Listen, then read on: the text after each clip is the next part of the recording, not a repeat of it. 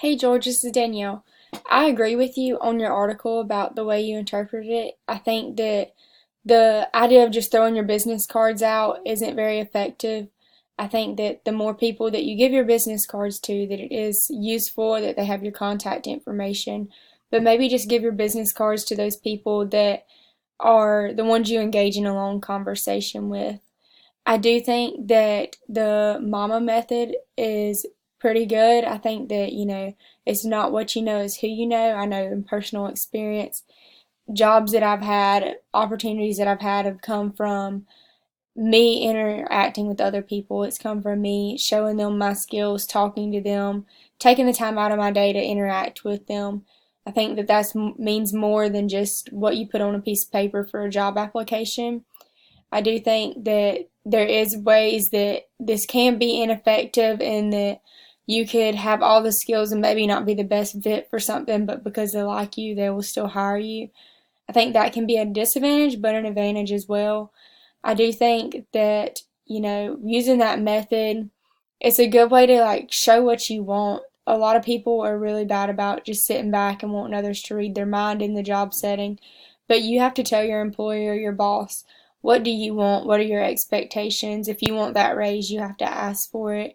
If you want to take on a new responsibility, that's something that you have to display. They can't just read your mind. And I do think that in a work setting that it is important that you put that out there and let them know, hey, I'm interested in this. And that also shows them that you're wanting to grow as an employee and you want to continue to do better and better yourself in the company. I do think that once you get into a company and are more established, maybe the business card method is effective then. Maybe you can go to a big showcase or conference and hand it out to people. I know I've attended conferences for agriculture where it's mainly set on, you can see equipment dealers, you can see people that can help you set up your farm estate planning. These are different people that, unless you have their business card, you're not going to ever think to contact them because you're not just going to find them on the internet or Facebook or LinkedIn because they're not just easily accessible on there. Something that you have to know. So once again, it comes down to who you know.